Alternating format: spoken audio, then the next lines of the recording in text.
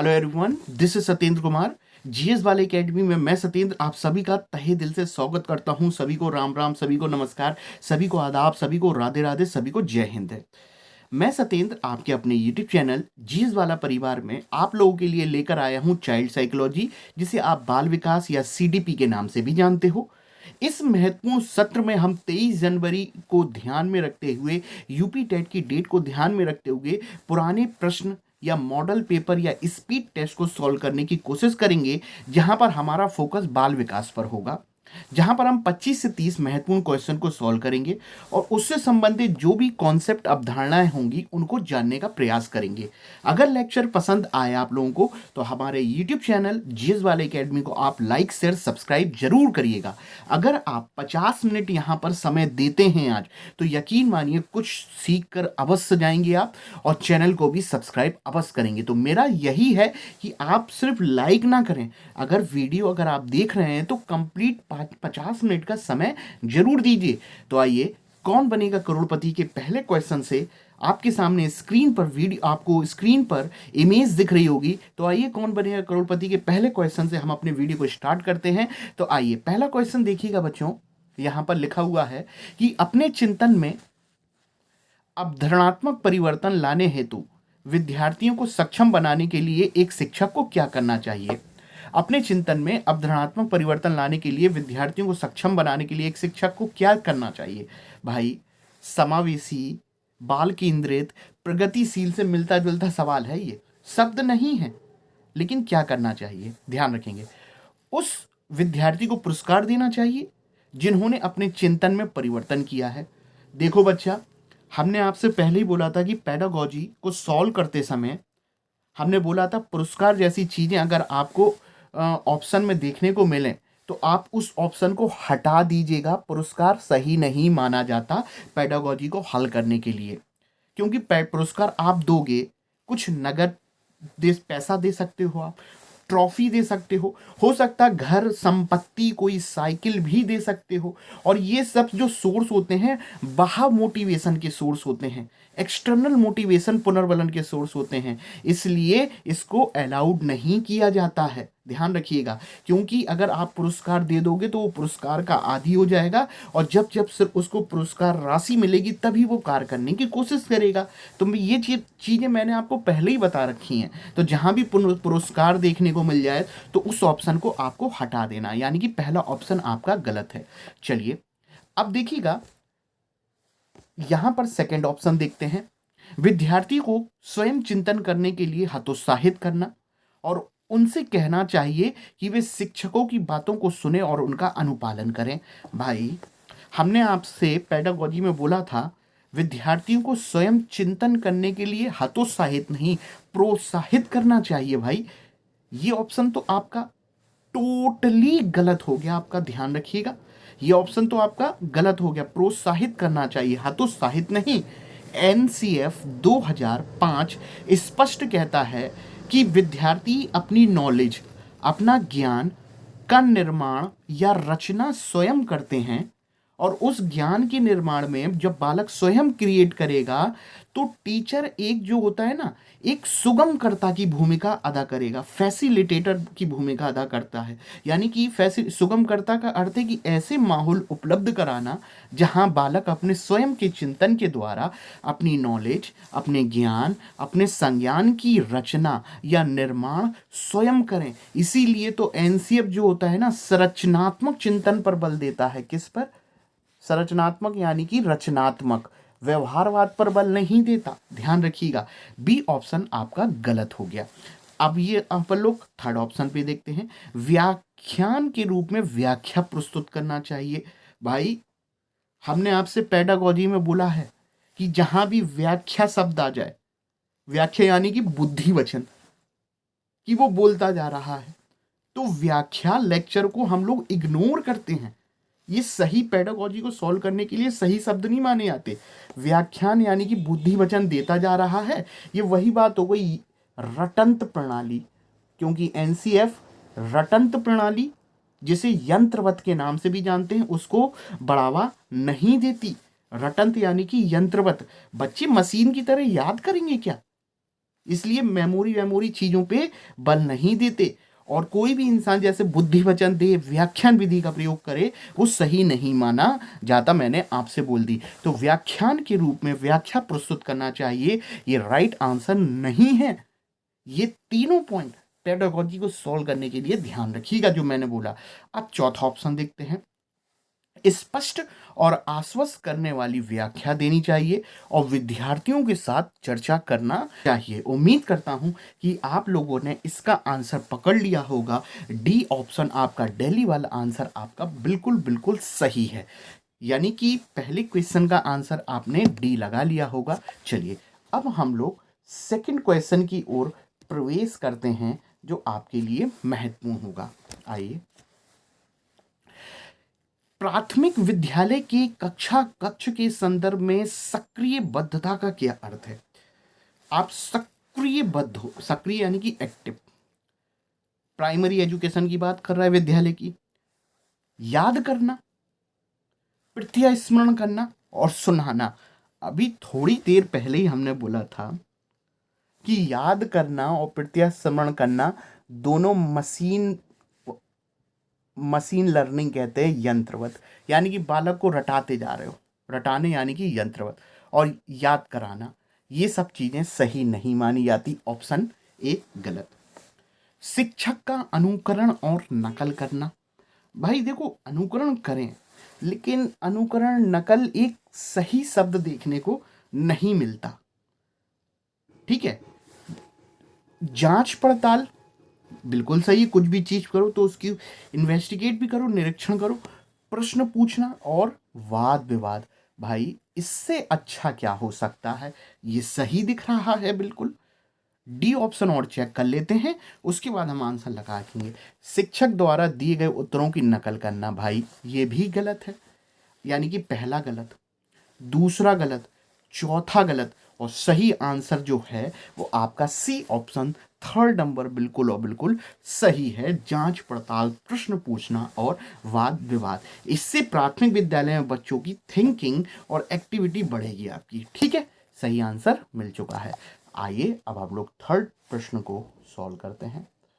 चलिए देखिएगा, तीसरा क्वेश्चन बच्चा बोल रहा है, जब विद्यार्थियों को समूह में किसी समस्या पर चर्चा का अवसर दिया जाता है। बहुत अच्छी बात है, समूह में चर्चा दोगे तो बालक जो होते हैं ना, उसका समाजीकरण बढ़ता है और सीखने को अवश्य मिलता है अंतःक्रिया के द्वारा।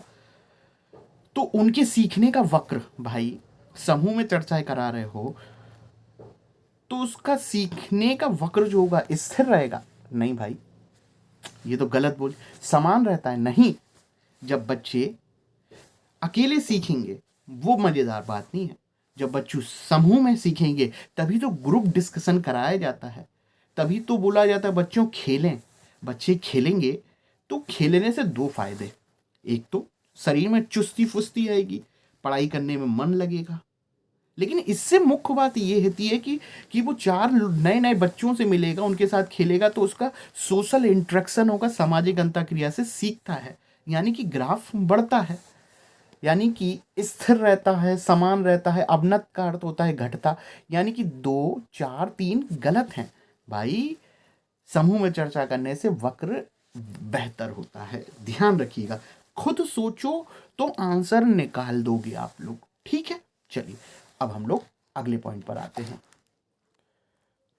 चौथा क्वेश्चन, चलिए इंपॉर्टेंट है। विकास की गति एक व्यक्ति से दूसरे में भिन्न होती है, किंतु ये एक डैश डैश डैश नमूने का अनुगमन करता है। चलिए अब ध्यान से सुनना। विकास की गति एक व्यक्ति से दूसरे से भिन्न होती है। अब थोड़ा सा याद कीजिए कि जब आप वृद्धि विकास पढ़ते हो तो वहां पर विकास वृद्धि से संबंधित कम से कम 14-15 सिद्धांत आते हैं। उन 14-15 सिद्धांतों में आपने देखा होगा कि एक सिद्धांत व्यक्तिगत भिन्नता का सिद्धांत होता है। व्यक्तिगत भिन्नता का सिद्धांत होता है, चूंकि हर एक बालक दूसरे बालक से भिन्न होता है और उनमें सीखने की गति भी भिन्न होती है। कभी बच्चा, कोई बच्चा, राम छोटा बालक था, वो उसने 12 महीने में बोलना स्टार्ट कर दिया, लेकिन उसके पड़ोसी वाले श्याम ने 12 महीने में नहीं 18 महीने में बोलना चालू कर दिया। कोई जल्दी बोलना सीख जाता है, कोई देर में सीखता है, कोई जल्दी लिख लेता है, कोई देर में लिखता है। ये व्यक्तिगत भिन्नता ही तो है। और व्यक्तिगत भिन्नता का नियम हमने पढ़ा हुआ है कि विकास के सिद्धांत में है, ठीक है। किंतु यह एक नमूने का अनुगमन करता है। एड़ी से चोटी, एड़ी से चोटी भाई, या हम पैर से सर बोले, ये तो मस्तकाधोमुखी वाली बात बोल रहा है। पहला ऑप्शन मस्तकाधोमुखी, जो सर से पैर या पैर से सर वाली बात कर रहा है, मस्तकाधोमुखी, यानी कि ये ए ऑप्शन तो हो ही नहीं सकता। बी ऑप्शन देखो, अव्यवस्थित। देखो विकास के जितने भी सिद्धांत हैं, कोई भी सिद्धांत हमें अव्यवस्था की ओर नहीं ले जाएगा, यानी कि ये भी है। अप्रत्याशित भी नहीं होता। जबकि चौथा ऑप्शन देखो, क्रमबद्ध और व्यवस्थित, यानी कि विकास जो होता है ना, सतत होता है, निरंतर होता है, एक क्रम से होता है और एक व्यवस्थित होता है।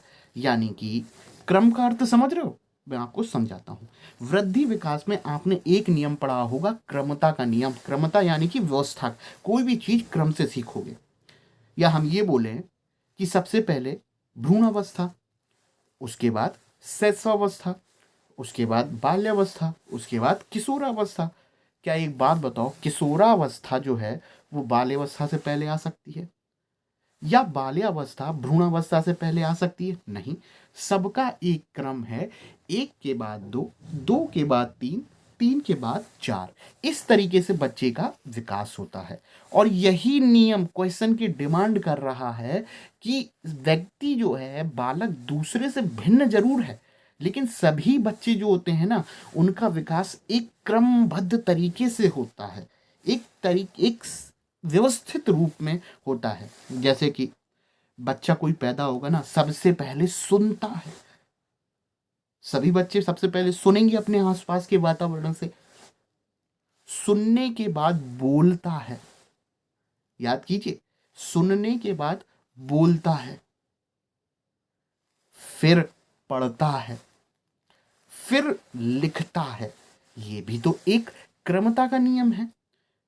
ये तो एक क्रमता का नियम। बच्चे भिन्न जरूर होंगे, लेकिन बोलने का, सुनने का, लिखने का तरीका तो यही होगा।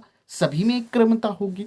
तो यही वो बोलना चाह रहा है आपका, यानी कि चौथे का आंसर आपका फोर्थ नंबर बिल्कुल सही सही है।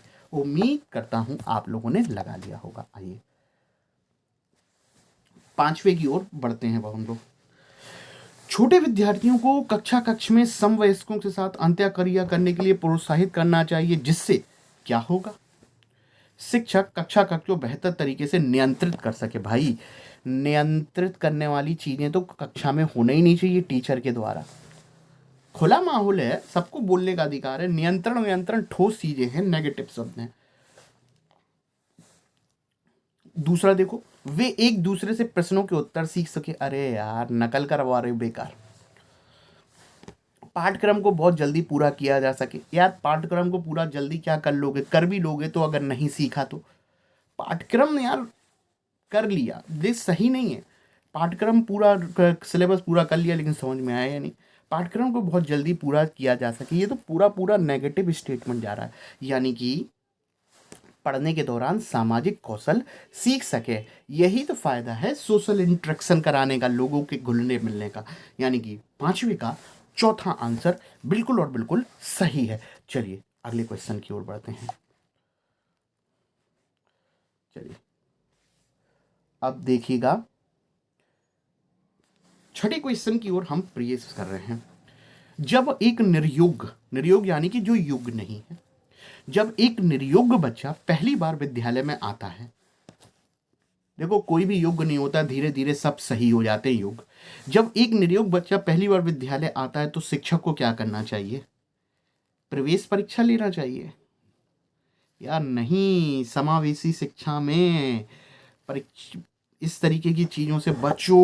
बाल केंद्रित शिक्षा में, क्योंकि सभी बालक समान हैं। निर्योग्य है तो योग्य बनाओ आप उसे यार। वो टीचर किस लिए हो आप, समझना बात को। अगर कुछ ज़्यादा समस्या है बालक की या ज़्यादा दिव्यांगता है आंखों से, तो कुछ ध्यान रखना पड़ेगा कुछ बातों को अपन लोग को। ये ऑप्शन गलत है प्रवेश परीक्षा। देखो दूसरा ऑप्शन देखो, बच्चों की निर्योग्यता के अनुसार उसे विशेष विद्यालय में भेजने का प्रस्ताव देना चाहिए। निर्योग्यता के अनुसार उसे विशेष विद्यालय में भेजने का प्रस्ताव देना चाहिए। अभी इसको हम लोग रखते हैं, ये गलत नहीं है। उसे अन्य विद्यार्थियों से अलग रखना चाहिए। ये तो आपने भेदभाव कर दिया यार, ये समावेशी शिक्षा में होता ही नहीं है। सी ऑप्शन तो टोटली गलत है, ए भी गलत है। अब सहकारी योजना विकसित करने के लिए बच्चों के माता पिता के साथ चर्चा करना चाहिए। बच्चों के साथ सहकारी योजना विकसित करने के लिए बच्चों के माता पिता के साथ, चौथा और दूसरे में से बात आती है। और जब निर्योग्यता है तो उसे विशेष विद्यालय में भेजने का प्रस्ताव देना चाहिए। ये ज़्यादा सही है आपका सेकंड वाला। और अगर आप सहकारी योजना विकसित करेंगे, वो फिट नहीं हो पा रहा है, और माता पिता के साथ चर्चा करना, प्रिंसिपल साहब के साथ चर्चा करो, या सहकारी योजना अगर हम विकसित करेंगे, कोऑपरेटिव प्लानिंग करेंगे, ये पूरी तरीके से फिट नहीं हो रहा है, क्योंकि बालक जो है निर्योग है। और वो सेकंड वाला ध्यान से देखोगे ना कहीं सही देखने को मिल रहा है। आपका छठे का आपका सेकंड आपका बिल्कुल सही है। उम्मीद करता हूं आपने लगा लिया होगा। सातवां, कौन सा बाल विकास का एक सिद्धांत नहीं है? That is most important. वाकई में बहुत दमदार क्वेश्चन है, और ध्यान रखिएगा, सिद्धांत बाल विकास के जो सिद्धांत है उससे तो क्वेश्चन पूछा जाता है, और यूपी टेट में भी पूछने की संभावना है। देखते हैं कौन सा बाल विकास का सिद्धांत नहीं है। विकास के सभी क्षेत्र महत्वपूर्ण होते हैं, बात बिल्कुल सही है।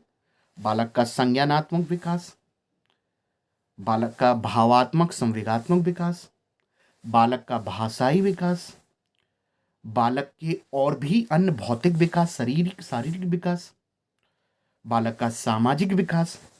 तो विकास में तो सभी क्षेत्र महत्वपूर्ण होते हैं, ये तो बाल विकास के सिद्धांत पे ये बात कही गई है। आगे बढ़ते हैं। सभी विकास परिपक्वन तथा अनुभव की अंतःक्रिया का परिणाम होते हैं। बिल्कुल सही, क्योंकि विकास जो होता है, जैसे जैसे ग्रोथ बढ़ेगी, वृद्धि होगी, परिपक्व होगे आप, परिपक्व यानी कि मैच्योर होगे, तो अनुभव से अंतःक्रिया का परिणाम होता है। ये बाल विकास का सिद्धांत है। अब तीसरा ऑप्शन देखो, सभी विकास तथा अधिगम एक समान गति से आगे बढ़ते हैं। नहीं यार, ये जब आप विकास पढ़ोगे वृद्धि में, यहां पर कोई सिद्धांत के रूप में ये नहीं बताया कि विकास तथा अधिगम एक समान गति से आगे बढ़ते हैं। विकास, वृद्धि विकास के सिद्धांतों में कहीं अधिगम की बात नहीं हुई। मैं ये नहीं कहता कि अधिगम और विकास में संबंध नहीं है, लेकिन कोई 14-15 सिद्धांतों में ये सिद्धांत की बात नहीं आई। और दूसरी तरीके से सोचिए, सभी विकास तथा अधिगम एक समान गति से आगे बढ़ते नहीं, ऐसा नहीं होता। उतार चढ़ाव देखने को मिलेगा। जैसा विकास होगा उस हिसाब से हमारा अधिगम भी देखने को मिलेगा, लेकिन एक समान गति से आगे बढ़ते हैं नहीं, उनमें ऊपर नीचे देखने को मिलेगा ही मिलेगा।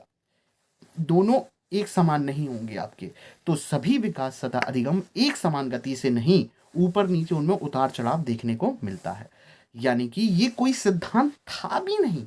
और यही क्वेश्चन इंपॉर्टेंट है आपका एग्जाम के लिए, ध्यान में रखना, ये वाकई में इंपॉर्टेंट है।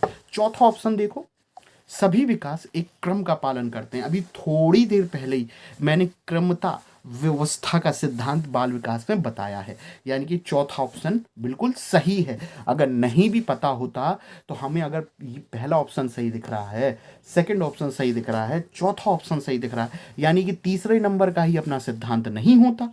और ये हमने नोट्स में लिखवाया भी है आपका, यानी कि नहीं भी पता होता तो आपको नई जानकारी, आपको तीसरा ऑप्शन देखने को मिलती कि ये सिद्धांत नहीं होता, और आपने ऑप्शन लगा लिया होगा थर्ड नंबर का। चलिए आगे बढ़ते हैं।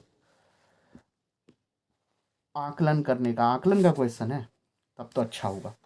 चलिए ध्यान से देखते हैं। निम्नलिखित में से कौन सा आकलन करने का सर्वाधिक उपयुक्त तरीका है? भाई मैं ही आपका आकलन करना चाहता हूं। पहले मापन किया, फिर आकलन किया, फिर मैंने बोला मूल्यांकन भी कर लेते हैं। अभी इतना समझो, आकलन यानी मैं आपका मूल्यांकन कर रहा हूँ। ऑप्शन पढ़िएगा। आकलन शिक्षण अधिगम में अंतर्निहित प्रक्रिया है। बिल्कुल सही बात बोल रहा है।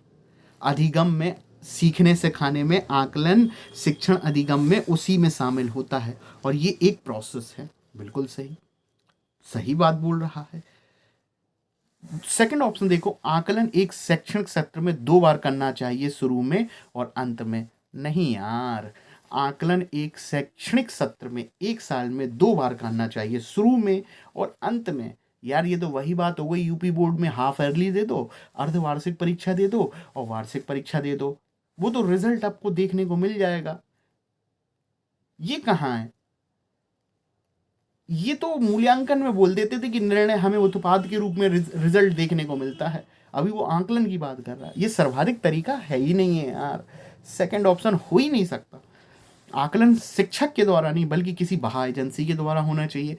अब भाई आकलन स्कूल के द्वारा नहीं हो रहा तो क्या फ़ायदा, बाहर एजेंसी के द्वारा नहीं कराओ, क्योंकि बाहर एजेंसी जो होगी वो बच्चे के बारे में ज़्यादा नहीं जानती जितना स्कूल और स्कूल में पढ़ाने वाला शिक्षक मास्टर जानता होगा। ये तो गलत हो गया। आकलन सत्र की समाप्ति पर करना चाहिए, नहीं, योगात्मक सत्र की समाप्ति पे करते हैं, वो योगात्मक मूल्यांकन होता है जिसमें अंत में जो परीक्षा होती है फाइनल ईयर में उसका रिजल्ट देखने को मिलता है। नहीं यार, वो तो सिर्फ एक उत्पाद है, या आप पास हुए फेल हुए वो बेहतर नहीं होता। आपको रचनात्मक मूल्यांकन करना चाहिए, एक प्रक्रिया में, समय समय पर, 1 हफ्ते में, 10 दिन में, 15 दिन में टेस्ट वेस्ट क्विज विज करा के बच्चों की एरर दूर कराना चाहिए। आपको रचनात्मक मूल्यांकन करना चाहिए। रचनात्मक से बेहतर होता है रचनात्मक, ठीक है, जो थोड़े थोड़े समय पर साल भर सतत रूप से होता रहता है, जबकि योगात्मक तो एंड में होता है। और एंड वाली चीज़ें सिर्फ आपको रिपोर्ट कार्ड दे देंगी, और आकलन एंड में कराओगे तो बीच में कराया नहीं आपने कुछ, तो बालक की तरक्की भी सही पता नहीं चलेगी आपको, आप फीडबैक भी बेहतर नहीं ले सकोगे। सत्र की समाप्ति पर नहीं होना चाहिए, एक प्रक्रिया में चलता रहना चाहिए आपका। यानी कि ए ऑप्शन आप ध्यान रखना, और जो थ्योरी मैंने जो बोली है वो आप ध्यान में रखेंगे। 8वें का ए ऑप्शन आपका बिल्कुल बिल्कुल सही है। अब थोड़ा सा आपके साथ चर्चा करता हूँ। जब मूल्यांकन आप पढ़ रहे थे ना, तो वहाँ मूल्यांकन में एक रचनात्मक मूल्यांकन होता है और एक योगात्मक मूल्यांकन होता है। रचनात्मक मूल्यांकन को बेहतर माना जाता है और इसका सीसीई में वैसे 40% योगदान है, जबकि योगात्मक मूल्यांकन का 60% योगदान है। योगात्मक मूल्यांकन को आप इस तरीके से समझिएगा कि सेमेस्टर की परीक्षा या हाफ ईयरली या फाइनल जो वार्षिकी परीक्षा होती है वो योगात्मक मूल्यांकन है, जो एंड में परीक्षा पर बल देती है, अंकों पर बल देती है, ग्रेड पर बल देती है, कितना परफॉर्मेंस रहा उस पर उपलब्धि पर बल देती है। जबकि रचनात्मक जो होता है ना, साल भर चलता रहता है। 1 महीने पर टेस्ट कराया, 2 महीने पे टेस्ट कराया, हफ्ते भर पढ़ाया, 2 दिन पढ़ाया, फिर टेस्ट ले लिया, टेस्ट करा लिया, क्विज करा लिया, कोई कमी हो गई तो उसको हमने दूर कर लिया और फीडबैक भी ले लिया, एरर भी दूर कर लिए। इसलिए बोलते हैं रचनात्मक बेहतर होता है। ठीक है, ध्यान में रखिएगा। तो किसी का भी आकलन करो ना तो लगातार करते रहो। एंड में परीक्षा कराना, सिर्फ फाइनल ईयर में या 6 वर्ष में परीक्षा करा दी फिर 12 वर्ष पर करा दी, वो मूल्यांकन आकलन, तो वो गलत, अच्छा नहीं। ठीक है, 8वें का ए मिल गया आपको। चलो चले 9वां। 14 वर्षीय देविका, 14 ईयर देविका अपने आप से पृथक स्वयं नियंत्रित व्यक्ति की भावना को विकसित करने का प्रयास कर रही है। तो वह विकसित कर रही है, ध्यान से समझना, ऐसा क्वेश्चन आपको वृद्धि विकास में, विकास की अवस्थाओं में देखने को मिल सकता है। 14 वर्ष की है तो सबसे पहली बात वो किशोर अवस्था में है।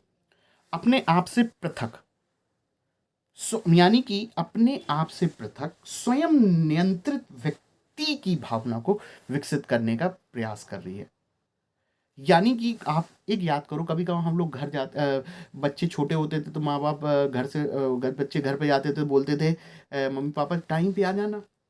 थोड़े बड़े होते थे तो बच्चे मम्मी पापा बोलते थे टाइम पे आ जाना, तो बच्चे नहीं बोलते थे आ जाऊँगा मम्मी। और फिर जब बच्चे थोड़े थोड़े बड़े होते थे तो बोलते थे कि मुझे थोड़ी सी फ्रीडम अपने हिसाब से करने दो, मैं ये काम कर लूँगा, मुझे अपने मतलब स्वयं नियंत्रित ये काम कर सकता हूँ। तो ये कहीं नियमों के प्रति घृणा नहीं है। ये बालक जैसे जैसे मैच्योर होगा ना, तो चीज़ों को अपने आप से करने की कोशिश करता है। ऑटोनोमस, स्वतंत्रता वाली बात आती है यहाँ पर। बालक स्वायत्तता चाहता है थोड़ा अपने आप को, क्योंकि ये होता है हर बच्चे के साथ, नेचुरल होता है। तो ये घृणा नहीं है, ना ही अक्खड़पन है, ये स्वायत्तता की बात है आपकी, कि वो अपने तरीके से अपने नियमों से विकसित करना चाह रही। तो आपका स्वायत्तता बिल्कुल बिल्कुल सही है। ऐसा क्वेश्चन आपको देखने को मिल सकता है। ठीक है, चलिए आइए अगले क्वेश्चन पे। स्वायत्तता लगा लिए ना, चलिए अब देखिएगा। प्रगतिशील शिक्षा के संदर्भ में निम्नलिखित में से कौन सा कथन जॉन डीवी के अनुसार सही है? चलो थोड़ा सा पढ़ते हैं। जॉन डीवी साहब का नाम आ गया है। आइए जॉन डीवी के बारे में दो तीन शब्द थोड़ा सा जानने की कोशिश करें। आपने एक विधि पढ़ी होगी, परियोजना विधि, जिसे प्रोजेक्ट मेथड बोलते हैं या प्रयोजनवादी विधि भी बोलते हैं उसको। प्रोजेक्ट मेथड को परियोजना या प्रयोजन, और प्रयोजन को बोला जाता है हिंदी में उद्देश्य, यानी कि उद्देश्य। ये तीनों शब्द या तीनों ये विधि जो थी प्रोजेक्ट मेथड, W.H. किलपैट्रिक ने दी थी, आपने पढ़ा होगा प्रोजेक्ट मेथड। लेकिन ध्यान में रखना, ये सिर्फ और सिर्फ विधि देने वाले किलपैट्रिक हैं। लेकिन जो ये विधि जो थी ना, पूरा का पूरा जिसने किसी विधि, ये विधि जो आई किस सिद्धांतों को पालन करा, उसने जॉन डीवी के उद्देश्यवाद और प्रयोजनवाद का पालन किया है। कहने का अर्थ ये है, विधि देने वाले किलपैट्रिक हैं, लेकिन किलपैट्रिक के गुरु हुआ करते थे जॉन डीवी। तो जॉन डीवी के दर्शन पर आधारित है आपका प्रोजेक्ट मेथड या प्रयोजनवादी विधि, उद्देश्यवादी विधि, जॉन डीवी के दर्शन पर। और जॉन डीवी उद्देश्यवाद के जनक माने जाते हैं। ये वही जॉन डीवी हैं जिन्होंने सबसे पहले शिक्षा का प्रगतिशील मॉडल, ध्यान रखना मैं क्या बोल रहा हूं, शिक्षा का प्रगतिशील या चिंतनशील मॉडल प्रकट किया था। ध्यान रखना, प्रगतिशील मॉडल या चिंतनशील शिक्षा के जनक कौन है? John Dewey. प्रगतिशील यानी कि ऐसी शिक्षा जहां बालक कक्षा में स्वतंत्र है और कक्षा का माहौल लोकतांत्रिक है। तो ध्यान रखना, प्रगतिशील शिक्षा या चिंतनशील शिक्षा के जनक कौन है? John Dewey. और ये वही हैं जिन्होंने शिक्षा को त्रिध्रुवीय बताया था। त्रिध्रुवीय बताया था किसने? जॉन डीवी ने। ध्यान रखिएगा, जॉन डीवी ने बताया था त्रिध्रुवीय। अब तीन ध्रुव कौन कौन से होते हैं? एक टीचर, एक स्टूडेंट, और दोनों के बीच में आपका विषय वस्तु पाठ्यक्रम। तो शिक्षा को त्रिध्रुवीय बताने वाला व्यक्ति भी आपका जॉन डीवी था, जबकि दो ध्रुवीय बताने वाला शिक्षक और शिक्षार्थी या टीचर और सिर्फ स्टूडेंट, दो ध्रुवीय बताने वाला व्यक्ति था आपका एडम्स। ध्यान रखना, चूंकि हम जॉन डीवी की बात कर रहे हैं तो त्रिध्रुवीय ध्यान में रखना। और जॉन डीवी अपनी शिक्षा में, ध्यान रखिएगा, प्रगतिशील मॉडल की बात करता है और इसमें उसने सामाजिक अंतःक्रिया पर बल दिया है। कक्षा में लोकतंत्र का माहौल होना चाहिए, प्रजातंत्र का माहौल होना चाहिए, यानी कि सभी को बोलने की आज़ादी। और एक बात और ध्यान में रखिएगा, जॉन डीवी के बारे में हम आगे बताने वाले हैं। ठीक है, अभी हम लोग क्वेश्चन पे आते हैं। कक्षा में प्रजातंत्र का कोई स्थान नहीं होता। गलत। जॉन डीवी तो प्रजातंत्र की कक्षा में बात करते हैं। जब तक कक्षा में प्रजातंत्र नहीं होगा, बालक का विकास कैसे होगा? टीचर बोला ही जा रहा, बच्चों को बोलने का हक नहीं है। यानी कि ये ऑप्शन तो गलत है, जॉन डीवी इसके अपोजिट है, प्रजातंत्र होना चाहिए। अब देखिए, विद्यार्थियों को स्वयं ही सामाजिक समस्याओं को सुलझाने में सक्षम होना चाहिए। ये बात थोड़ी सही लग रही है। मैंने थोड़ी देर पहले बोला था ना कि बच्चे स्वयं ही करें तो वो बेहतर माना जाता है। ये आपका सही है। अभी लेकिन हम लोग सी और डी भी देख लेते हैं। सी और डी।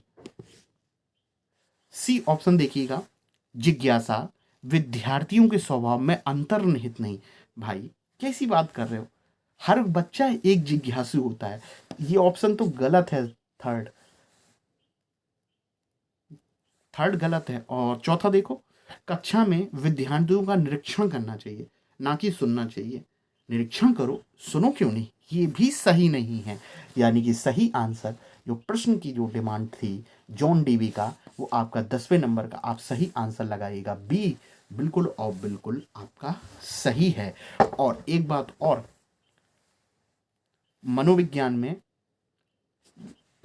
लैब विद्यालय या विद्यालय में प्रयोगशाला स्थापित करने वाला या इस विचारधारा को समर्थन देने वाला पहला व्यक्ति भी जॉन डीवी है। इसलिए लैब विद्यालय का जनक भी जॉन ड्यूवी को माना जाता है।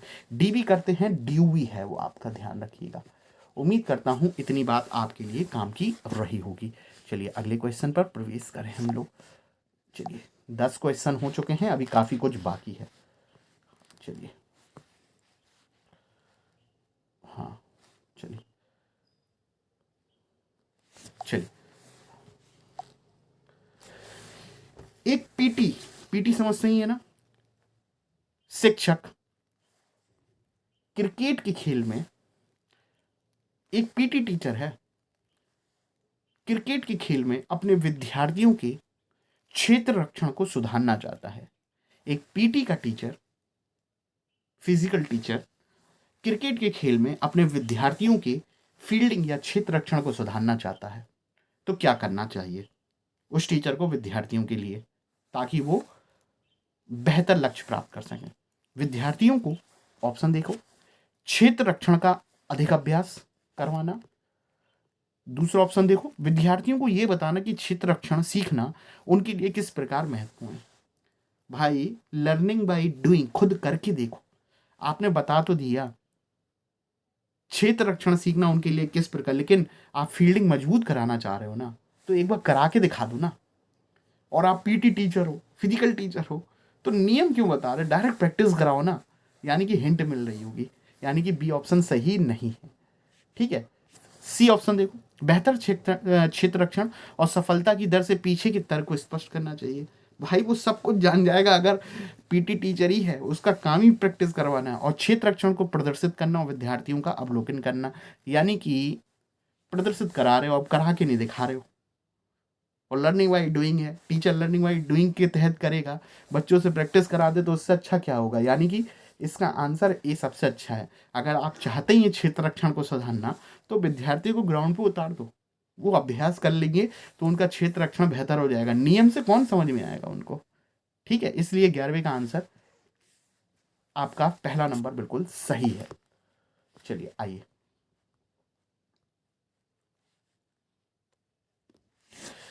12वां क्वेश्चन देखिएगा, निम्न में से कौन सा कथन शिक्षण के बारे में सत्य नहीं है?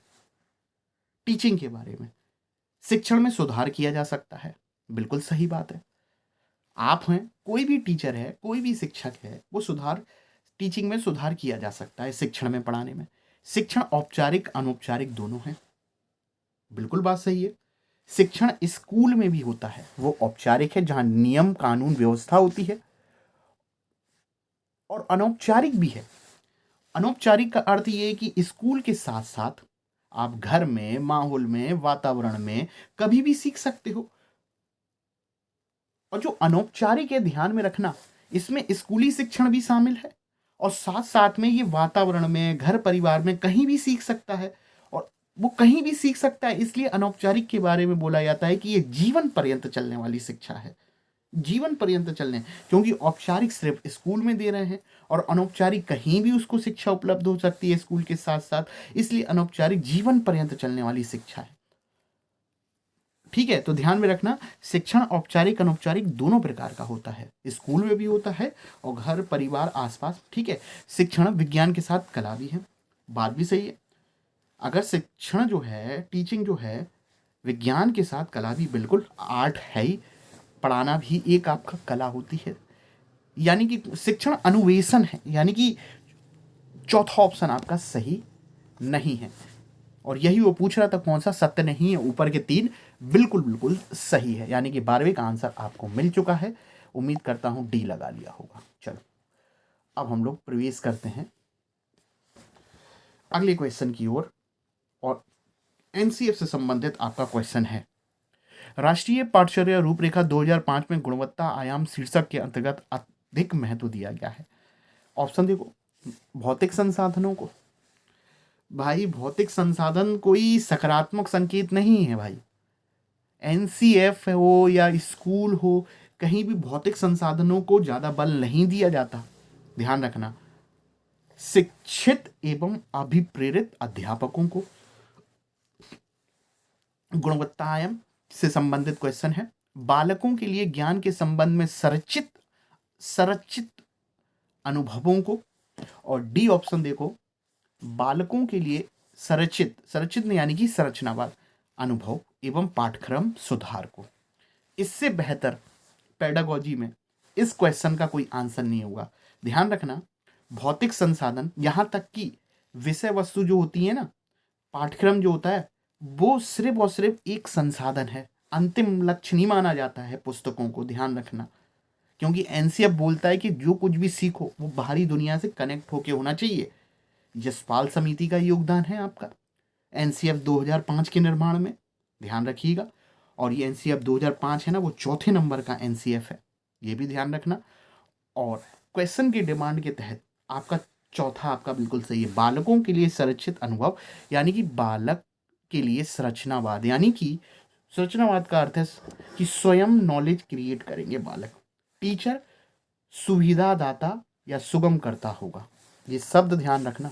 एनसीएफ में टीचर को सुगम करता बोला गया है या सुविधादाता, और इन दोनों का अर्थ ये है कि टीचर कक्षा में ऐसा माहौल क्रिएट करेगा, ऐसी परिस्थिति बनाएगा कि जिससे बालक अपनी नॉलेज स्वयं बनाए, स्वयं निर्माण करे, और निर्माण को संरचना कहते हैं आपका। एवं पाठ्यक्रम सुधार, यानी कि डी ऑप्शन बिल्कुल सही है। कुछ चीज़ें ऐसी होती हैं, उसको आप प्रैक्टिस करोगे तो आप कर ले जाओगे। चौथा आंसर लगाइए। चलिए 14वां क्वेश्चन देखते हैं। आइए देखिएगा, एक परिस्थिति में अर्जित ज्ञान का दूसरी परिस्थिति में उपयोग कहलाता है। सही आंसर, सही आंसर, सही आंसर। 2 सेकंड। यस, सीख, इसका सही आंसर आप लोगों को मिल गया होगा, सीखने में स्थानांतरण। आइए इस पर चर्चा करते हैं। देखिएगा, एक परिस्थिति में जब कोई ज्ञान अर्जित करते हो और जब वो दूसरी परिस्थिति में उपयोग में लाया जाता है, इसको कहा जाता है सीखने में स्थानांतरण। अधिगम में सीखने का स्थानांतरण या अंतरण नामक एक छोटा सा अध्याय टॉपिक देखने को मिलेगा, और ये टॉपिक देने वाले थे थॉर्नडाइक। ध्यान रखना कि पुरानी चीज या पुरानी नॉलेज आपके पास है, कुछ चीज पता है और नई चीज कर रहे हो। मान लेते हैं आपने कोई चीज सीखी और नई चीज सीखना चाह रहे हो, तो ये वाली चीज पुरानी वाली नई चीज को सीखने में कितनी मदद कर रही है या नहीं कर रही है या रुकावट कर रही है। तो पुरानी चीज नई चीज सीखने में जितनी भी ट्रांसफर होती है वो सीखने में स्थानांतरण कहलाता है। और ये देने वाले थे एडवर्ड ली थॉर्नडाइक, जिसमें आपने पॉजिटिव, नेगेटिव, जीरो के साथ साथ क्षैतिज और ऊर्ध्वाधर अंतरण पढ़ा होगा। और ऊर्ध्वाधर अंतरण का तो आपने साइकिल से बाइक और बाइक से कार चलाने का एग्जाम्पल तो जरूर देखा होगा कि ऊर्ध्वाधर अंतरण का क्वेश्चन पूछ लेते हैं, क्योंकि ऊर्ध्वाधर अंतरण में ज्ञान निम्न से उच्च की ओर बढ़ता है। ठीक है, आप पॉजिटिव, नेगेटिव, जीरो हम चर्चा कर लेंगे, आप कहेंगे तो हम जरूर करेंगे चर्चा। ठीक है, पॉजिटिव का अर्थ पुरानी चीज नई चीज में मदद करती है। नेगेटिव का अर्थ पुरानी चीज नई चीज सीखने में रुकावट, बाधा कर रही है। यानी कि बचपन में साइकिल से खूब गिरे थे और डर लगने लगा, तो बाइक चला रहे थे ना, तो बाइक सीखने में हमें बाइक चलाने में डर लग रहा है, क्योंकि साइकिल का डर बाइक में भी दिख रहा है, तो ये नेगेटिव हो गया। अब जीरो का अर्थ ये हो गया कि ना तो बाधा ना रुकावट। संक्षेप में मैंने आपको बता दिया। 14 क्वेश्चन हो गया होगा, 14 का आंसर बी आपका बिल्कुल सही है। आइए हम लोग चलिए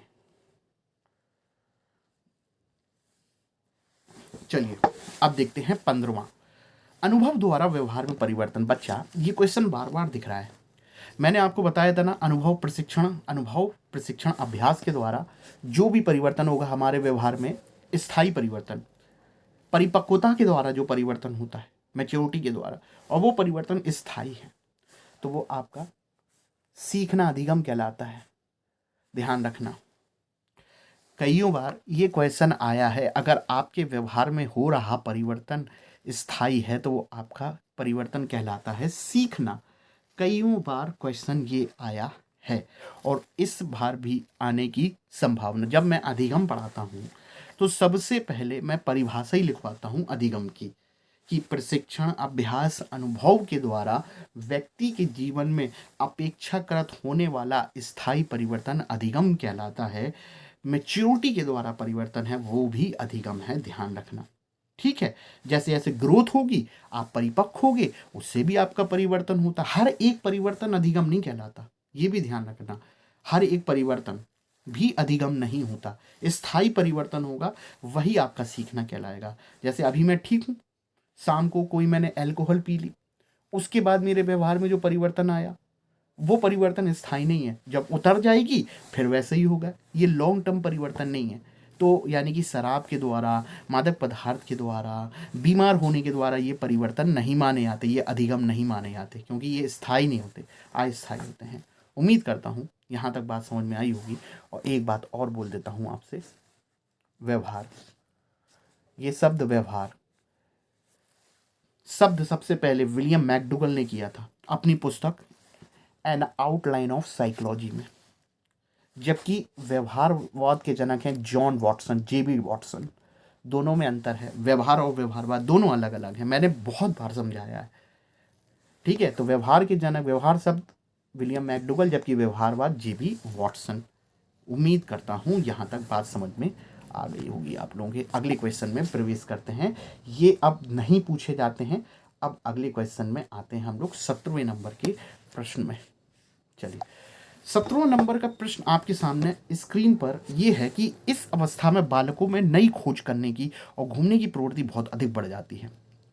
शैशवावस्था बिल्कुल पॉसिबल ही नहीं है, प्रौढ़ावस्था संभव ही नहीं है, इस तरीके के क्वेश्चन बनते ही नहीं है। शैशवावस्था में है ही नहीं, प्रौढ़ावस्था का क्वेश्चन बनता नहीं है, यानी कि कहीं ना कहीं उत्तर बालकाल और किशोरावस्था से संबंधित है।